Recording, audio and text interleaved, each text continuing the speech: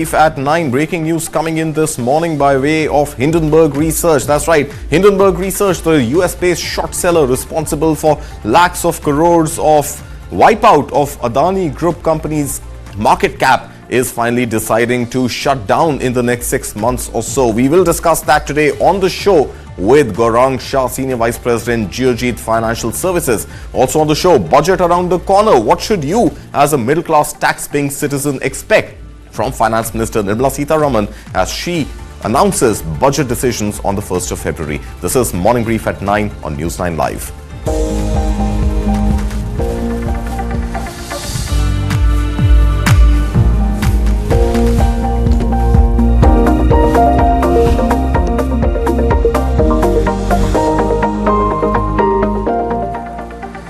This is Morning Brief at 9. First up, a quick look at other headlines making news today.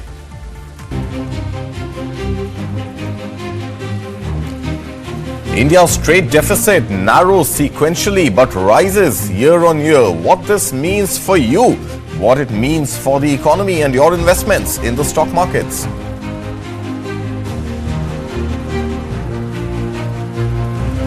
Inflation in the United States heats up again in the month of December. All eyes are now on the next FOMC meet on the 28th and 29th of January. Remember, all the talks around rate cuts, could that be reversed with the Fed not cutting but indeed raising interest rates?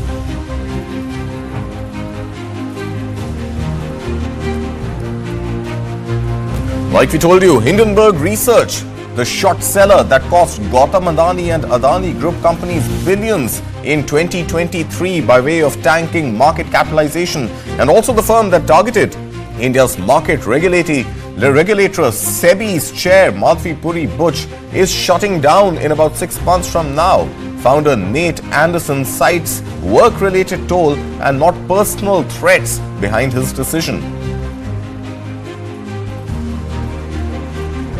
Meanwhile, the United States has removed 3 Indian entities from the restrictive list of civil nuclear cooperation: Indian Rare Earths, Indra Gandhi Atomic Research Centr and Bhabha Atomic Research Centr. Development comes after India's National Security Advisor Ajit Doval meets US National Security Advisor Jake Sullivan.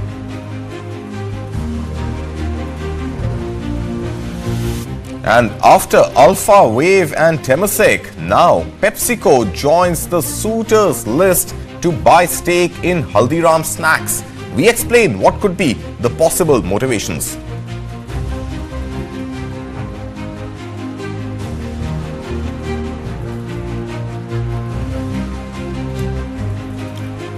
OYO investors, Lightspeed Ventures as well as others may be looking at exiting their investments as the company is valued at $3.9 billion. This as per a report in the Economic Times this morning. The report suggests that family offices may buy the stake.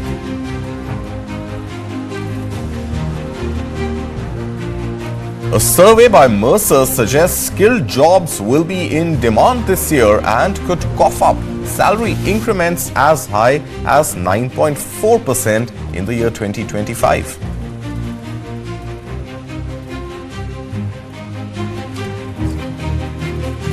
And Budget 2025 is just a few days away. Will the middle class get any relief on taxes? And can the government really afford it? Corporate India leaders have been betting on some tax relief for the middle class.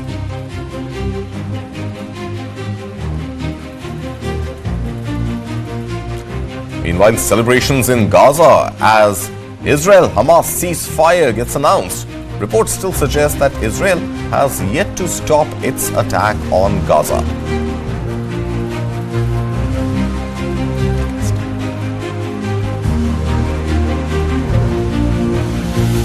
Our top story this morning on Morning Brief at 9. Nate Anderson, the short seller who made his name with campaigns targeting billionaires Gautam Adani, Jack Dorsey and more, said he's disbanding his small but highly impactful short seller firm Hindenburg Research. That's right. Hindenburg Research is going to shut down. It's not going to shut down immediately, but it is likely to shut down in the next 6 months or so. Now, let's take you through why Hindenburg is in news and has been in news. Nate Anderson started Hindenburg Research in 2017. Remember, this is a US-based short seller and has been responsible for attacks on the Adani group of companies as well as Gautam Adani.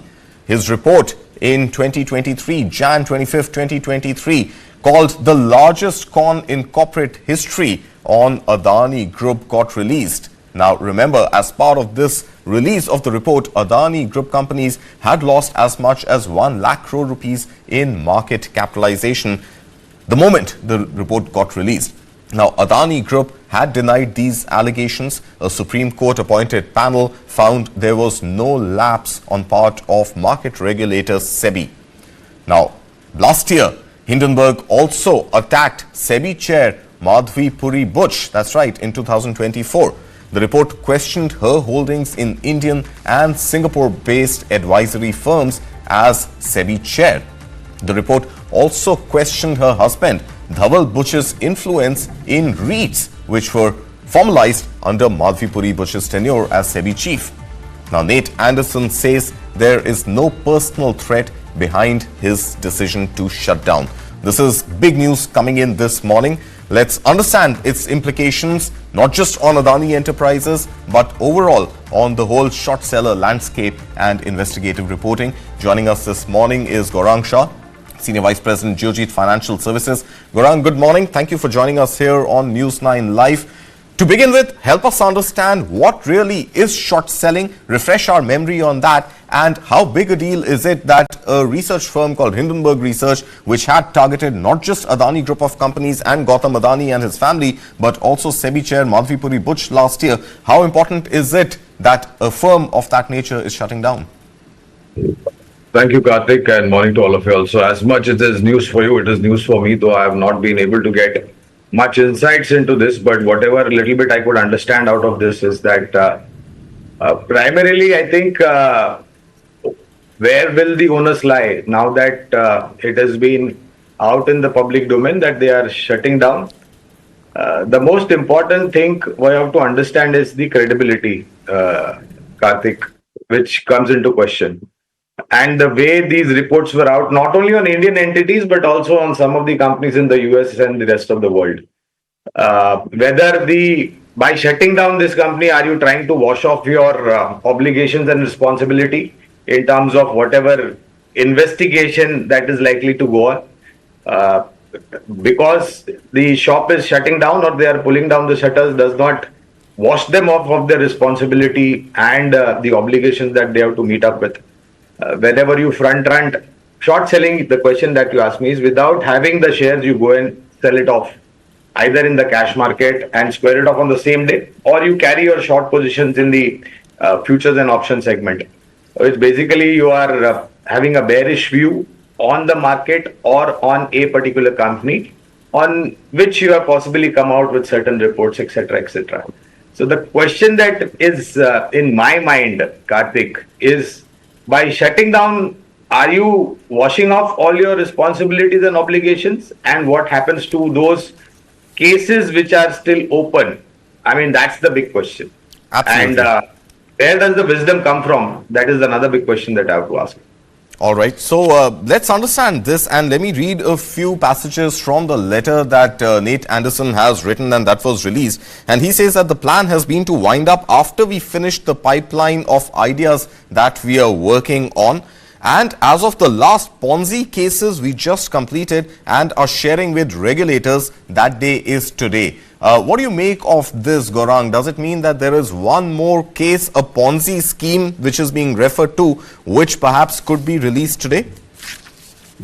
Well, if it does, then it does. I mean, we can't stop it from getting out. But again, you know, the thing is, you said a lot of things, whether it is an Indian entity or an entity in some part of the world.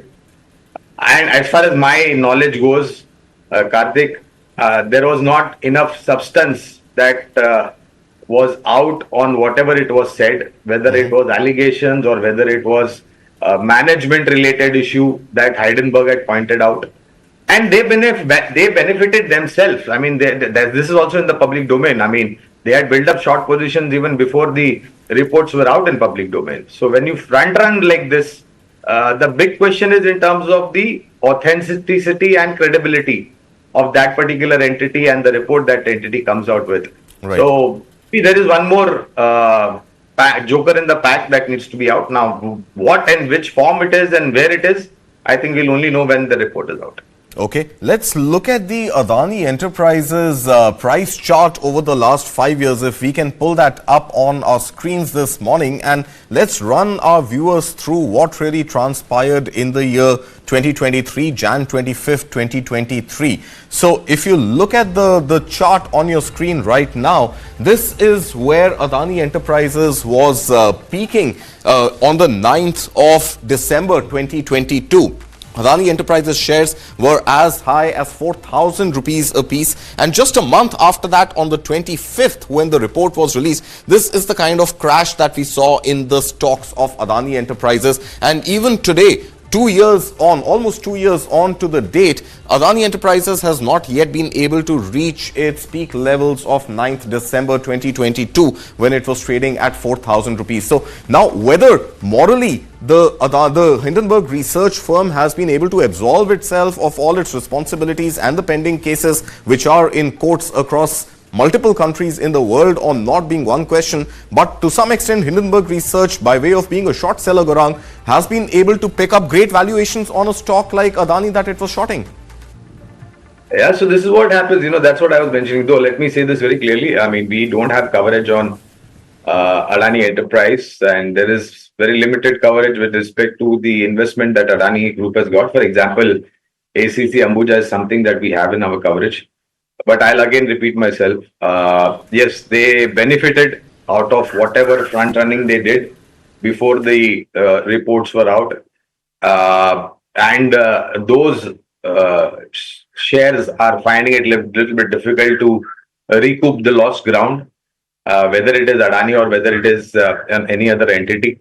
I think it's only a matter of time. We'll have to possibly, try to filter in a lot of information that comes in. And like I said, are you washing off all your responsibilities in terms of your obligation as far as the matters or the cases that lie in the court in respective country, whichever it is? Actually, now what happens to these questions? Can legally Hindenburg Research even be called now to show evidence, show its documents if the company decides to get disbanded? Can you share some light on what happens on pending court cases, the ones that you're talking about?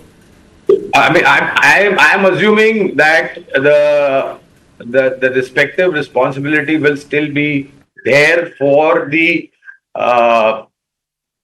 respective management of Hindenburg Research to justify their stand. Just because the company is shut shop does not mean that you have been dissolved of all your obligations and liabilities. You are still an entity despite whether you shut shop or not, and you are responsible towards the legal framework. This is what my understanding is. I am not a legal expert, Karthik, but I am assuming that of whatever little bit knowledge I have, that you will still be responsible for all those cases that you have been short selling and profiteering out of way. So that obligation will still be there. That's my understanding. All right. You did mention and you gave the disclaimer, Gaurang, that you don't actually have coverage on Adani Enterprises. But hypothetically speaking, a news of this kind, what is it likely to do to a stock that this short seller had targeted? The short seller shutting shop, what happens to the stock that it had shorted itself on? No, you know what, Karthik, I'm interested to know why he's shutting the shop. I mean, I don't know if we still have clarity over there or not. I mean, you were such a big bear and you were, coming out with reports on companies across the globe, and now suddenly wisdom prevails upon you and your fine sense of judgment has told you that, listen, boy, you need to shut shop, otherwise things are going to get difficult. This is what my assumption is. What happens to these stocks? I think there will be a sign of relief. There will be, because the way they got hammered because of this particular reason, and they are still under pressure because of that particular reason. Right. Once that clarity has come, and maybe this will possibly lead people to understand that there was not much credibility in what Hindenburg report said. Okay, so you were asking for reasons. I can just read out one line which has been stated in the letter that Nate Anderson has written. I don't know whether we should trust it or not, Gaurang, but it says, in fact, the line starts with a question. So why disband now? And after that, the line is, there is no one specific reason, no particular threat, no health issue, and no personal issue. So there are three no's, but there isn't a single answer to why, the question that you're asking, Gaurang.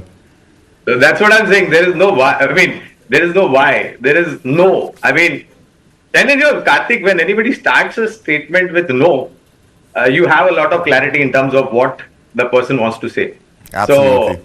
So, I mean, I'll still give benefit of doubt to this great gentleman, but he has not answered my question or anybody else's question.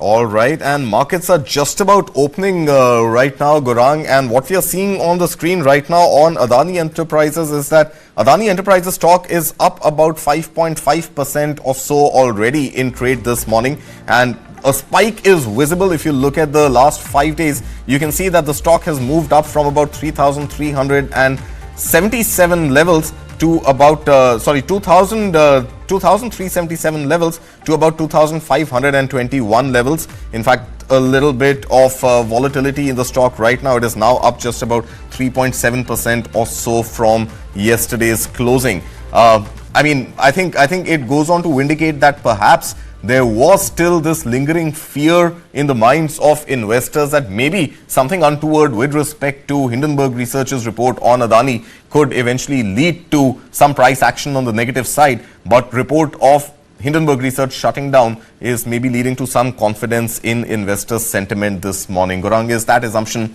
somewhat correct? This is what I said, Karthik, that it will have a sentimental positive effect, because when the research report was out, all the stocks of Adani Group were down and out. And now with this news, with all three no's, it's a yes for at least Adani Group of companies, because they stood by what they believe in. And one more thing, I think when you raise questions like they did for maybe, a group like Adani, or for a very respectable and very honorable entity like SEBI and its chief, and then you suddenly want to, get lost in the forest by shutting shop. I don't know. I mean, I have very limited words of advice to give, but I am only waiting for a more clarity in terms of absolute reasons rather than the three no's.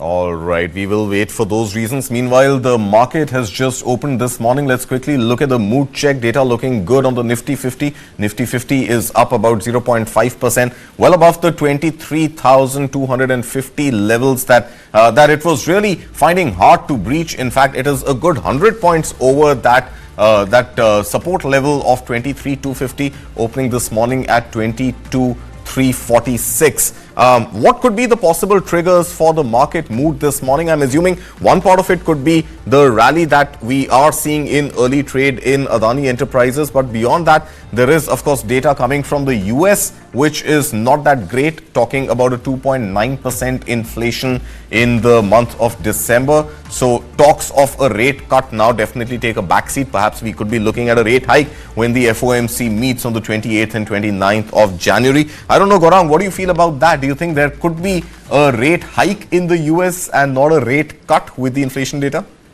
No, I don't think you can play flip-flop like that, Karthik. Okay. I think Mr. Powell will have to do a little bit of more introspection in terms of what Mr. Trump is going to do post assuming the Oval Office on Monday, that is 20th of Jan, and what he said in terms of the pre-election rallies, presidential election rallies about tax cuts in US and tariffs hike across many countries. That is something that Mr. Powell has to worry about. I think inflation numbers, you need to look at a little bit longish data points for inflation. You can't be looking at just 1 month number and then taking a decision whether the rates that you have very recently cut, you will go and jump and take a total opposite decision of rate hikes. Right. I don't think that will go down very, very well. It will be a cumulative data over a longer period of time, which will give you a fine sense of judgment as to what you want to do.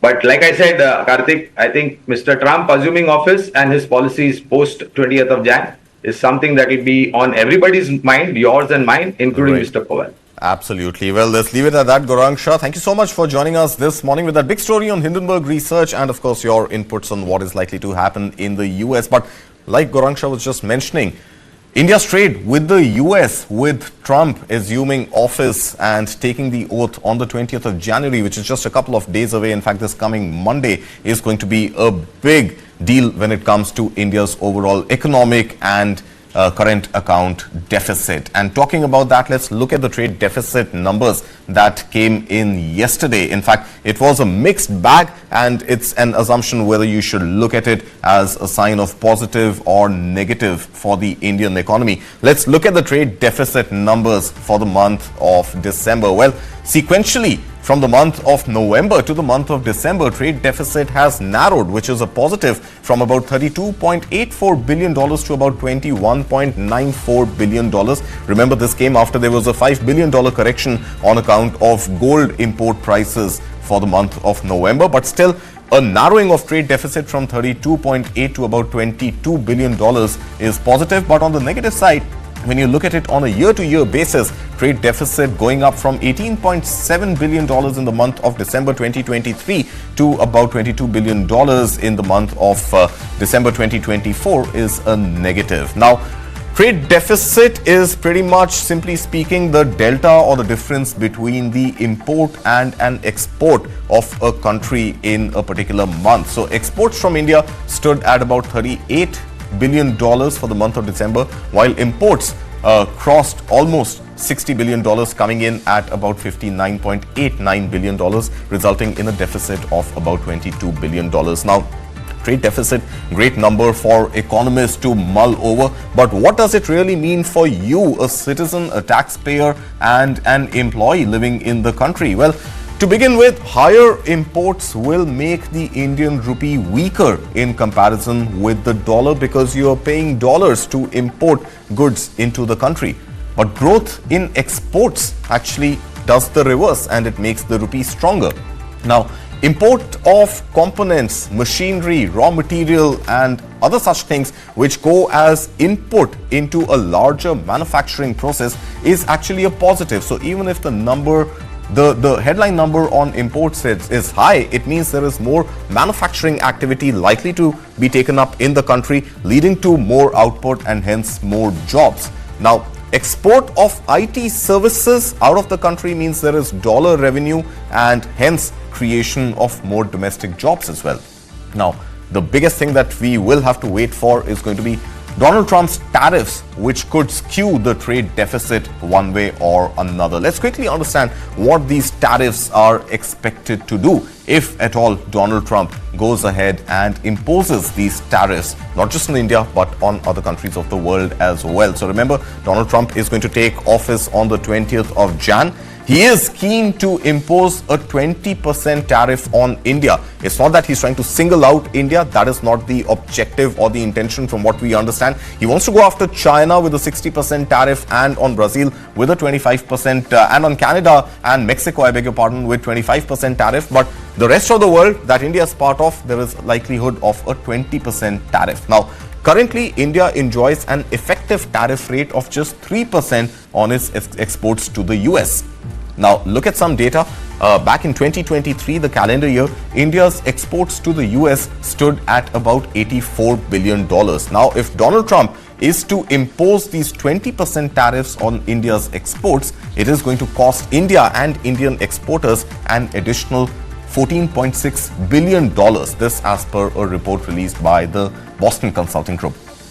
Which are the sectors and hence the jobs which are likely to be impacted? Pharma and auto components. Outside of IT, when it comes to manufactured goods being exported out of India to the US, pharmaceutical industry and components that go into the auto sector are likely to be hit the hardest, and hence jobs in pharma and auto sector may well be impacted.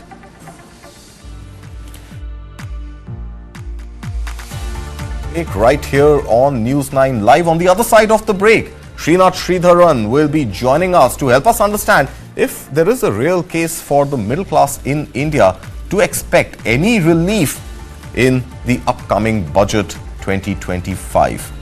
Stay tuned.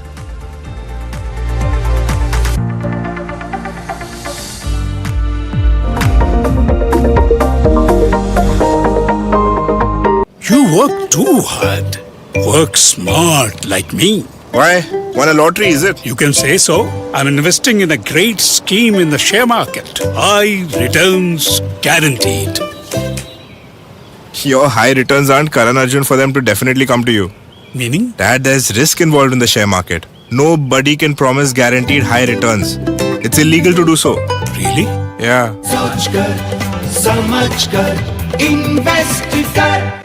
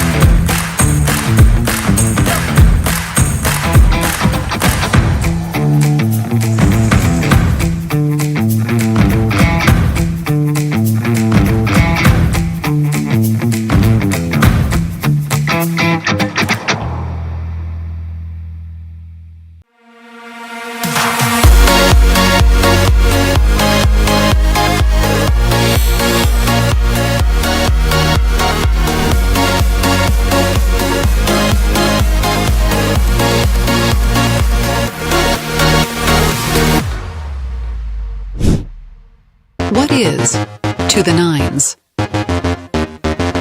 In literal terms, it's perfection. But to us, it's not just a phrase, it's an attitude. One that starts at your desk and sends a statement to the world. To the nines is about taking charge. It's a way of life where every seam, every fold, is crafted with excellence.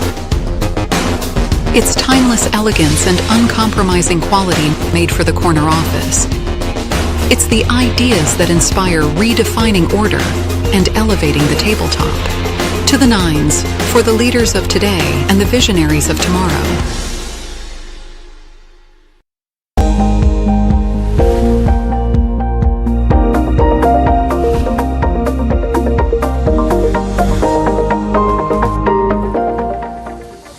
Less than 2 weeks to go for Finance Minister Nirmala Sitharaman to present the Union Budget for FY 25-26, and demands, as always, are high on what the Bahi Khata will hold for India's middle class. But first up, let's just look at some data, what we are calling the fact sheet when it comes to the rationale behind job creation and an income tax cut that the middle class is expecting. Number one, India's GDP growth has been slowing down, and hence boosting consumption is key to revival, not just to aid the middle class, but also to give the much awaited fillip to India's GDP. And why is that important? That is because the private consumption makes 60% of India's GDP. That's right. It is not government's investments on infrastructure or the capex cycle of the private sector, but private consumption, which makes 60% of India's GDP. Now, urban demand in India has been in decline mode for the last 5 quarters. There has been a gradual slowdown in what consumers in urban India have been buying. Why? Because there are multiple reasons for that. Number one, household savings have been at their lowest level, all thanks to inflation and not great hikes on the salary front, because corporate increments have been unable to cover for inflation. If inflation has been growing more or less at above 5% levels, that is not what we are seeing by way of increments that corporate employees are getting. Let's look at some data on the middle class that actually pays taxes. Taxpayers in India doubled from about 3.35 crore citizens to about 7.54 crore citizens over the last 10 years since the Modi government took office in the year 2014. So the number looks great. The number of taxpayers has doubled. But what is a worrying sign is that zero income tax returns have gone up almost 3 times, from about 1.69 crore to about 4.73 crore Indians. So if the number of taxpayers has doubled, those who are paying zero taxes has actually tripled in the same 10-year period. Corporate tax collection is up about 83% from 5.56 lakh crore to about 10.2 lakh crore rupees in the last 5 years, which is the second term of the Modi government, which started in 2014. I beg your pardon, in 2019. So corporate tax collection is up about 83%, but hold on. Personal income tax collection in the same period in the last 5 years has gone up a staggering 141%, from about 4.92 lakh crore rupees to 11.87 lakh crore rupees, which clearly says that it is the middle class which is bearing the brunt when it comes to the taxes and the economic growth and the heavy lifting for economic growth. Now, multiple factors. The job market, like I told you, continues to be thin. Inflation is eating into the low salary base. There is frustration over high taxation. And then there is, in addition to high taxation, the personal income tax that we pay, there is also indirect tax or GST that we pay on pretty much everything that we consume, whether it is goods or services, or the food we eat, including popcorn, which Finance Minister Nirmala Sitharaman recently clarified. And of course, there are few taxpayers to share the overall tax burden. So there are multiple demands coming from the middle class, and the first on that demand list is more money in the hands of taxpayers. Taxpayers want greater money in their hands. And how will that money come in their hands? Well, of course, by increasing the limits for nil tax, which may also add more zero taxpayers, then adding a super tax rich or a super rich tax for the wealthy Indians, then tax maybe on fixed deposits and other bank related investments could be made at par with mutual funds. And finally, last but definitely not the least, that there needs to be greater job creation. How will Nirmala Sitharaman deliver on these demands of the middle class in India? Joining me this morning is a very special guest. Srinath Sridharan joins me. Srinath, good morning. Too many demands from Finance Minister Nirmala Sitharaman again every year, and will she be able to bite the bullet when it comes to the middle class? Karthik, I think one contrarian view I have. This is probably the first time that industry bodies are actually asking for tax relief for the middle class India, because it's come to hurt them now. Otherwise, you would never heard of industry bodies asking for anything for anybody except themselves. And the last 2 years of taxation data, that personal income tax collections are greater than corporate tax. I think it's also a kind of a question mark for our tax department. Is our tax policy so warped that we are actually making the middle class, the bulk of the 2% of the Indians who actually pay income tax, actually pay more than the corporates, because the corporates have been delivering record profits the previous year, and yet corporate taxes have been very, very low. So is there something flawed in the corporate taxation regime? And if you remember 2016-17, we did reduce the corporate tax. So that's a question mark. The second question is very simple. At some point in time, revenues have to come in from taxation. So which means, how do we widen this taxation, the net? We have famous celebrities calling themselves agriculturalists and not paying certain amount of taxes. We have wealthy agriculturalists, and there are enough reports and statistics that shows that. But it's a political. Agriculture is the holy grail, right? You can't question the holy grail, it seems. No matter whichever party happens to be in power, agriculture sector constitutes a major chunk of the vote bank, and there is no government which is willing to tax the agri sector.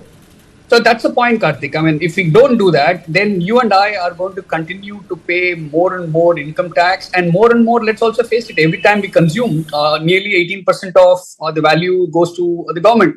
So which means if you're earning 100 rupees and you're in the highest tax bracket, let's say including cess, you pay 37 rupees.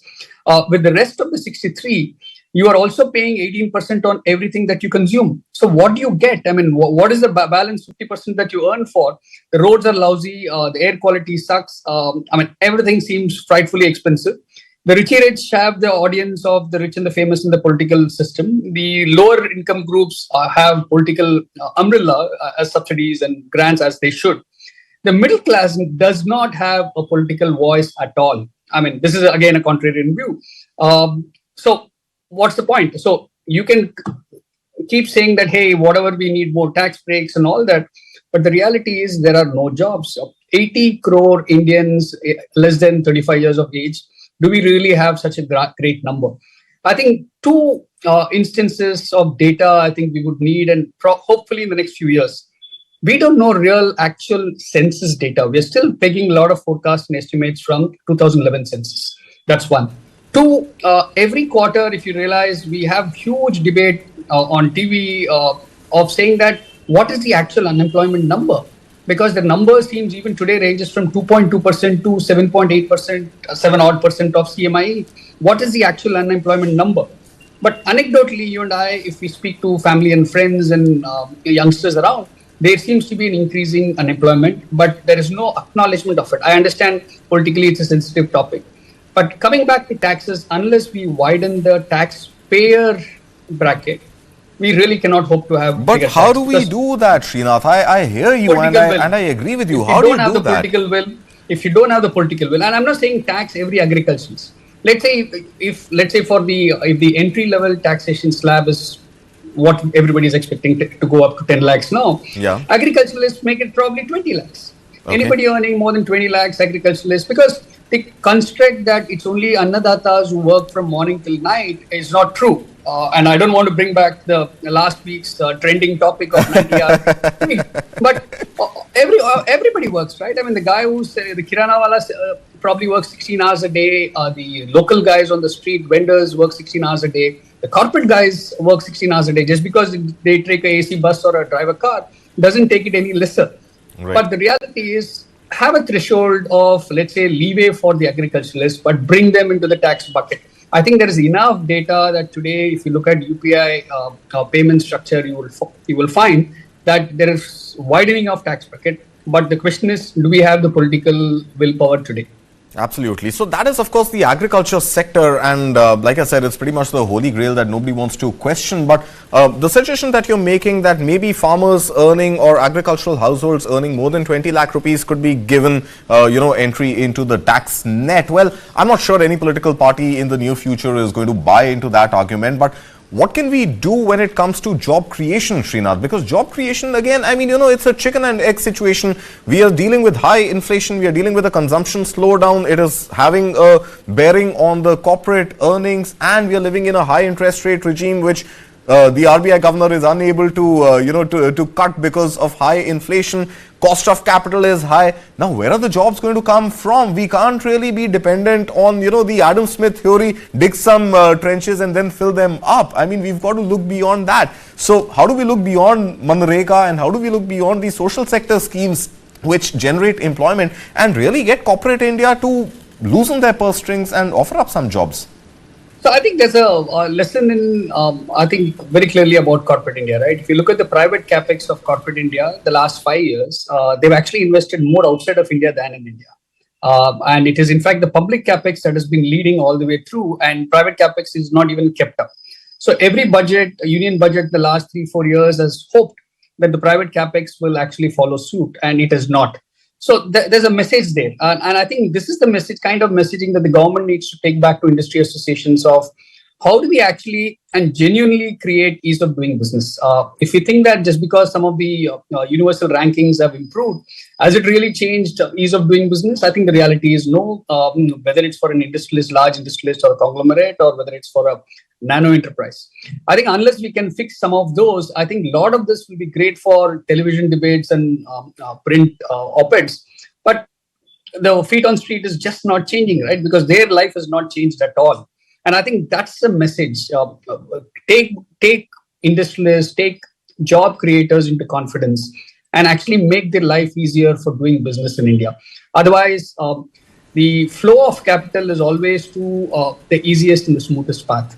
It's far easier for today a Indian corporate to remit money abroad and buy an asset outside of India and start a new business. And if you look at it, a lot of HNIs have also started doing it for the last couple of years. I think that will only increase. So the message is go back to the drawing board with open listening conversation mode, saying that what is it that we can do to create new infrastructure, new jobs. And I think otherwise it won't motor. All right, Srinath Sridharan, we leave it at that. Valid points you're making, enable ease of doing business, prevent the flight of capital from the country, and keep your listening ears open and see what is it that the private sector really wants and demands, which can go ahead and create jobs. But you're talking about TV debates and op-ed pages. We will look forward to more of those with you. You write for us at the news9live.com website. We really look forward to your next piece on that. And of course, we will have you on our TV debates around the budget and other topics. Thank you so much, Srinath, for joining us this morning. Another big question that we are asking today is, who will bite into Haldiram Snacks? Well, Haldiram Snacks has been up for grabs. If nothing else, at least a stake of Haldiram Snacks has been up for grabs for more than 2 years now. And there are a few front runners who are making a bid. Let's look at a slice of history when it comes to Haldiram Snacks. It started in Bikaner, Rajasthan in the year 1937, expanded to Delhi with its first outlet in the year 1983. It became one of India's prominent multinationals, if you could call it, because it started exporting to the US soon after liberalization of 1991 in the year 1993. Haldiram's set up its first overseas factory in the United Kingdom in the year 2016.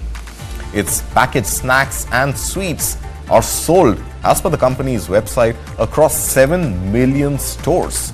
Now, Haldiram's has reported a handsome revenue of 12,800 crore rupees as per filings with the Registrar of Companies in the year 2024.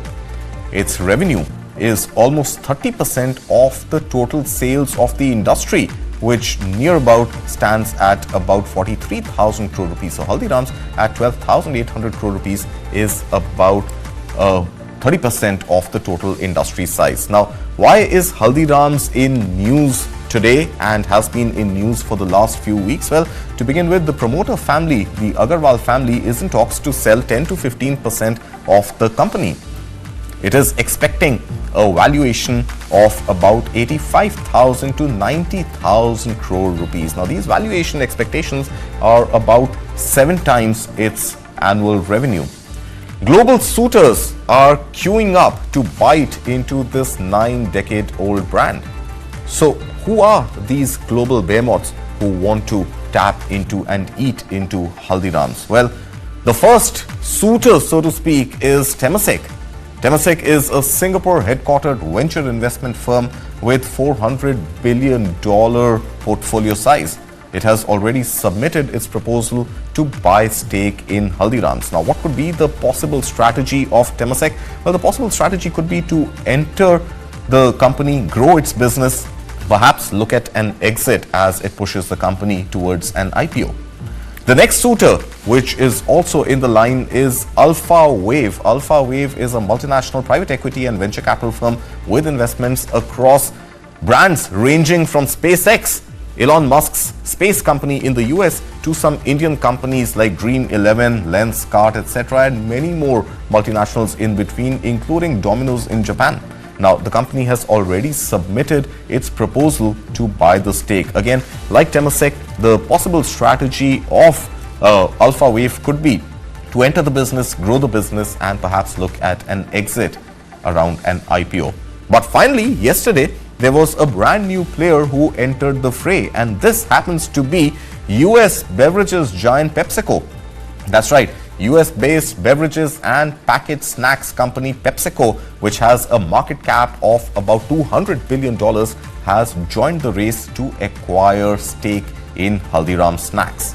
What could be the possible strategy for Pepsico? Well, Pepsico, unlike the other two suitors, already has packaged snacks, Lay's, Doritos, Kurkure, Uncle Chips, and many more, which it could look at growing with this acquisition of Haldiram Snacks. We don't know eventually who is going to bite into Haldiram's, but that is a story that we will be tracking very closely.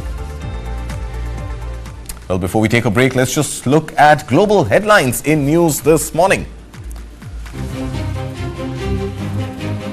US December inflation rises at 2.9%, remains above the US Federal Reserve's target of 2%.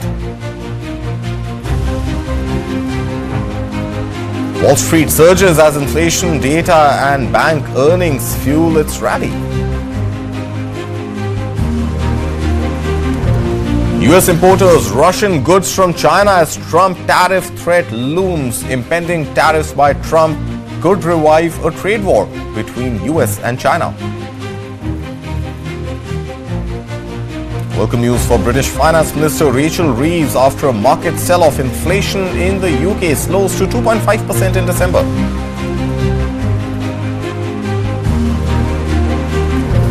Oil shipping rates extended their rally on expectations of a tightening in global tanker supply from wider US sanctions on Russia's shadow fleet and traders' demand for ships to load Middle East oil for Asia.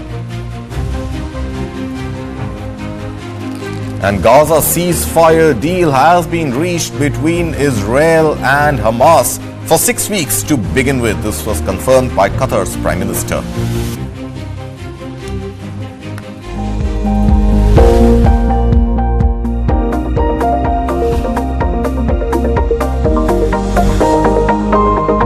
I will take you to Paris. Paris नहीं, Paris. तुम्हारा pronunciation भी ना, तुम्हारे इरादे की तक. Madam इरादे कभी ऑफ नहीं होते हैं, टेक ऑफ करते हैं।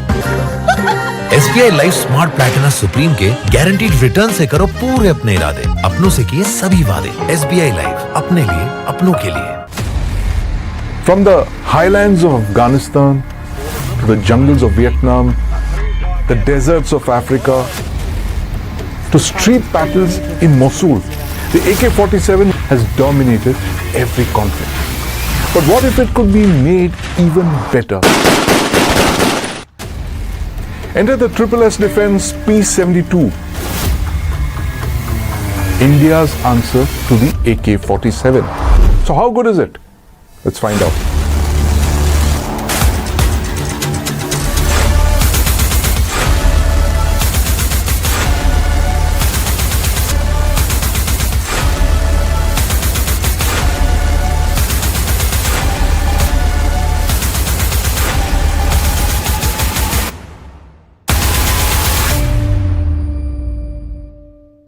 This and more. Streaming on News 9 Plus. Subscribe and get free vouchers.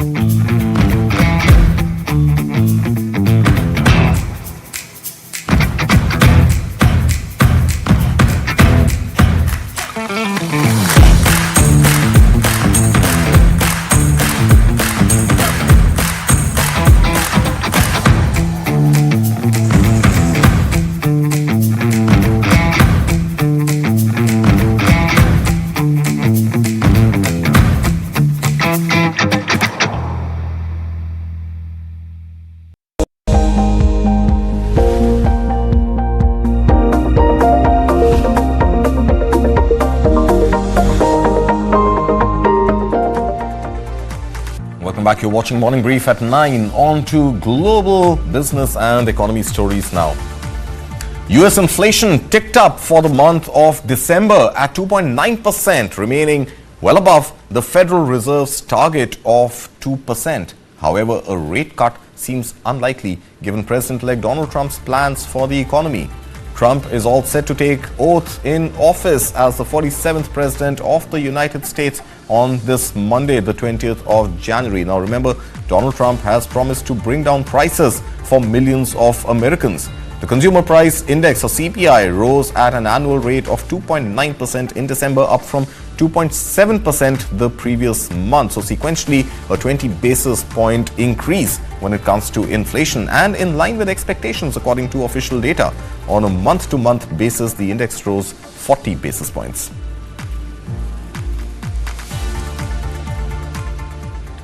And on to US markets. Now US stocks surged with all three major indices registering their biggest daily percentage gains in more than 2 months as lower than expected December core inflation data and solid earnings from major US banks fueled the rally. Take a look.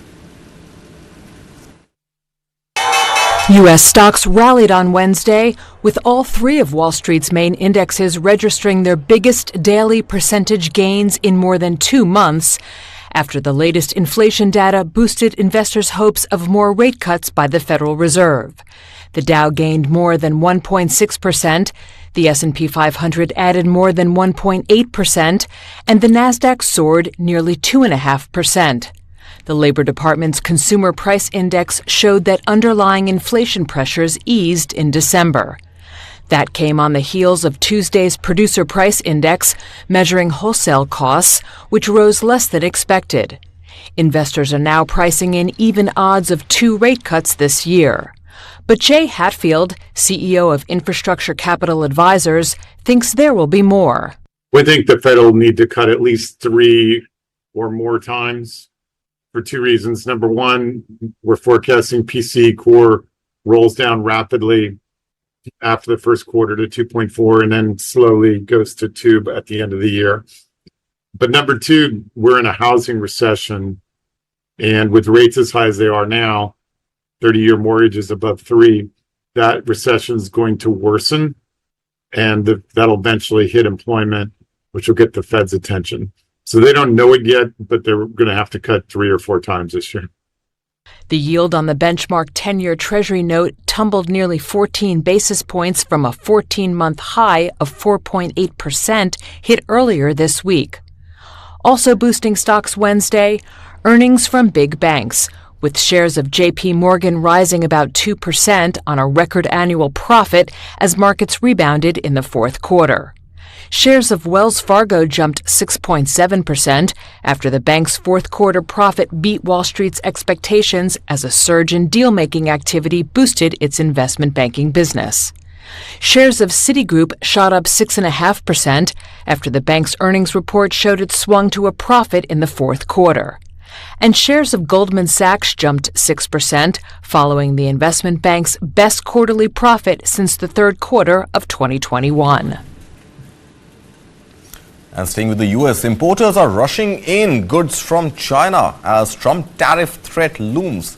Impending tariffs by Donald Trump could revive a trade war between both the countries, US and China. Trump has threatened to slap tariffs of up to 60% on goods imported into the US from China. More in this report. US imports from China finished the year strong. Companies have stockpiled shipments of toys, furniture and more ahead of Donald Trump's return to the White House. He plans to impose new tariffs that could revive a trade war between the two countries. Trump has threatened to slap tariffs of 10 to 60% on goods from China. During his first term, he mainly targeted Chinese parts and components. Economists and trade experts predict his next wave of tariffs could apply to finished goods. Beijing said Monday December exports surged to record levels. Officials cited concerns about escalating trade protectionism in the US and Europe. Trade data showed goods from China landing at US seaports in December rose by 14.5% year over year. Some US retailers may have rushed in goods to avoid the cost hit from potential new tariffs. But the analysis is complicated. Teasing out the true effect of overall import gains is difficult because importers keep such data private. Resilient US shoppers have also fueled demand, while some importers brought in safety stocks to protect against disruptions from Houthi attacks on shipping near the Suez Canal trade shortcut. And on to the conflict in West Asia. Negotiations reached a phased deal on Wednesday to end the war in Gaza between Israel and Hamas, the US and Qatar said after 15 months of fighting that has killed tens of thousands of Palestinians and inflamed the Middle East. Take a look. I can announce a ceasefire and a hostage deal has been reached between Israel and Hamas. U.S. President Joe Biden, in the final days of his presidency, confirmed the successful negotiation of a ceasefire in Gaza after more than 15 months of bloodshed. The deal is structured in 3 phases. Phase 1 will last 6 weeks. It includes a full and complete ceasefire, withdrawal of Israeli forces from all the populated areas of Gaza, and the release of a number of hostages held by Hamas, including women and elderly and the wounded. In exchange, Israel released hundreds of Palestinian prisoners. The U.S. and fellow mediator Qatar said the ceasefire would take effect on Sunday.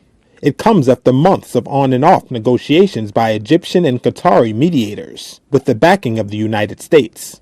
At a news conference in Doha, Qatar's prime minister said the deal includes the release of 33 Israeli hostages, including all women, children, and men over 50 years old. Israel's acceptance of the deal will not be official until it is approved by the country's security cabinet and government. An Israeli official said votes were slated for Thursday. On the streets of Tel Aviv and in Khan Yunis, Israelis and Palestinians both celebrated the news. We are happy with this victory because the Palestinian people simply want their freedom. Freedom for the Palestinian people. We don't want anything but freedom and to live with dignity without occupation. United Nations Secretary General Antonio Guterres said the priority now must be on getting humanitarian aid into Gaza. The humanitarian situation is at catastrophic levels, and I call on all parties to facilitate the rapid, unhindered and safe humanitarian relief for all civilians in need. On October 7, 2023, Hamas-led gunmen broke through security barriers and burst into Israeli border area communities, killing 1,200 soldiers and civilians and abducting over 250 foreign and Israeli hostages. In response, Israel's air and ground war in Gaza has since killed over 46,000 people, according to Gaza Health Ministry figures. Despite Wednesday's breakthrough, residents and medics said Israeli airstrikes killed several people Wednesday evening in Gaza, just hours after the ceasefire deal was reached.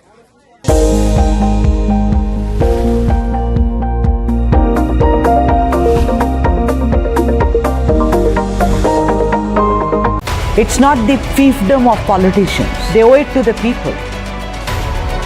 Matter is now more about faith of the millions of devotees than just political slugfest. Does that mean that I can't get a job in Chennai, although I may be best suited for that particular job?